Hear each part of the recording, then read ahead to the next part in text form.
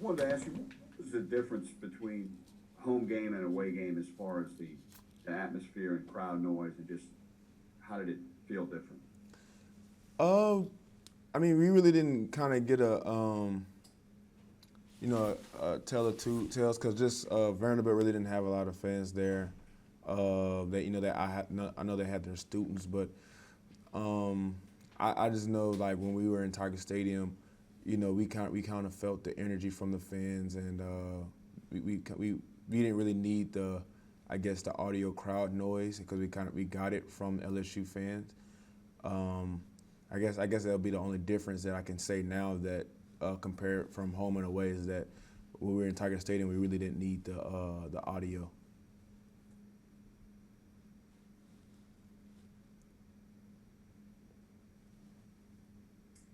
What's up, JaCoby?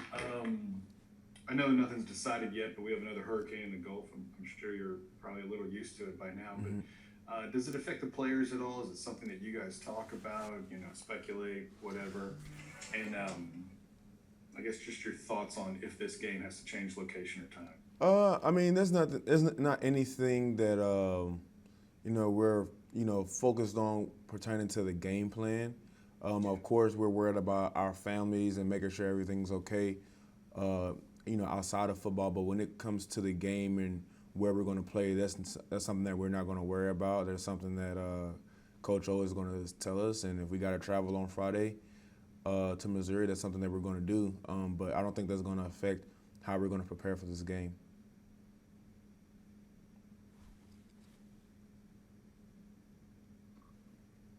Hey, JaCoby, John Shea was just talking earlier about how he had been in the stats DB room and he was able to help you guys prepare for the national championship. How was he in those settings and environments? And he seems like just a joyous ball of energy. So just how is he as a teammate and even just through the position switches, just waiting his turn and having that moment on Saturday. Yeah, John Trey is he's just a team guy. He's a team player guy. He's always willing to do what's best for the team. I mean, coming from Lutcher, he was a quarterback and he signed on as a DB. So right there, that was a position change, and a lot of guys don't do that. And then when he felt that he can get more playing time at receiver, he went to receiver.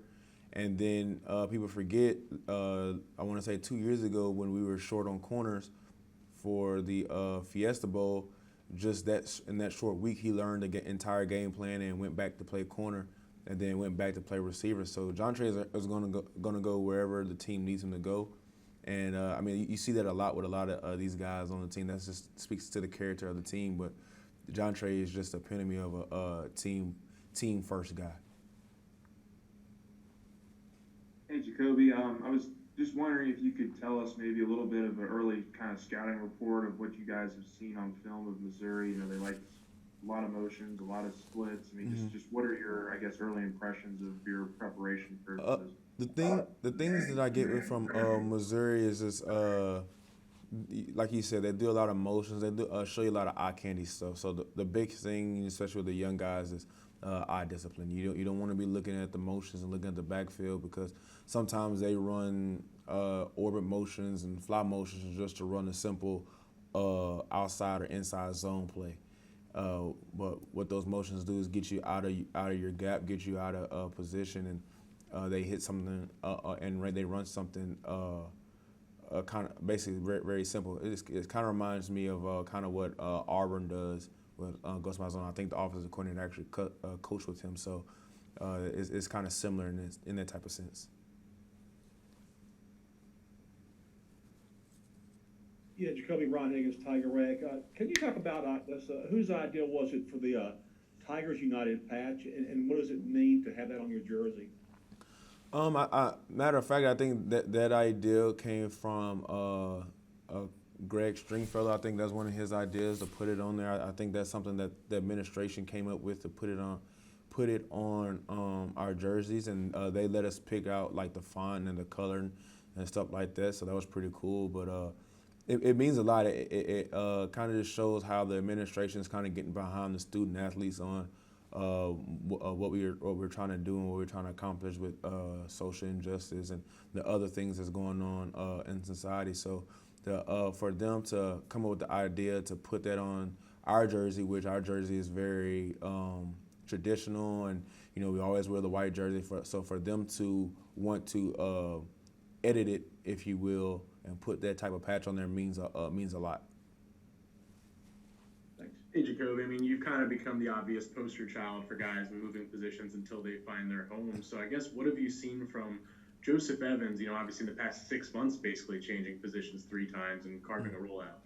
Yeah, I mean, when he was going back and forth, I kind of messed with him and just kind of try to keep his head up, because I knew exactly what he was going through and what he was thinking. So so it's always kind of a little bit of a pleasure of mine to see Joe make a play. When he got his first sack against Vanderbilt and he was making tackles and all like that, it's kind of it's pretty cool watching that happen, because he just kept his head down and he worked, he moved because we were short on offensive linemen, and then he was asked to move again because we were short on defensive linemen, and now he's carved out some playing time in the rotation, and now he's making plays. So it's always a good thing to see a team first guy or a team first player make plays on Saturdays.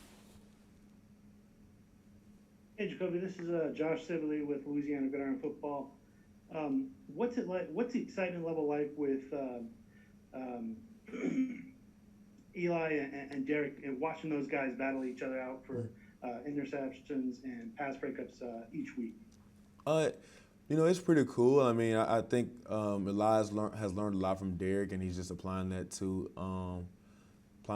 on Saturday. I think he really put a really full good game together this second week here. But I think all that speaks to their coach, Corey Raymond. I mean, at the end of the day, when you see multiple guys come in here and make plays like that, you got to look at the coach, because I mean that's really the constant year in, year out. And I think you got to give a lot of credit to Coach Raymond for that. Hey, JaCoby, Brooks from The Advocate. You were talking about Missouri's offense a bit. One of the things that it seems like they also do is some screens on the edge that can kind of keep you off filter. How do you look at those? How do you monitor those? And how do you keep those from not catching you off guard? I mean, like I said, a lot of those things is kind of like Auburn. So a lot of those screens is, a lot of their offense comes with playing the numbers game and a leverage game. They're going to try out leverage you, and they're going to try outnumber you in certain situations. So they like what they see. The quarterback has the option to throw it out into a screen and let their athletes get in space to make a play. I think they have 2 good quarterbacks that do that.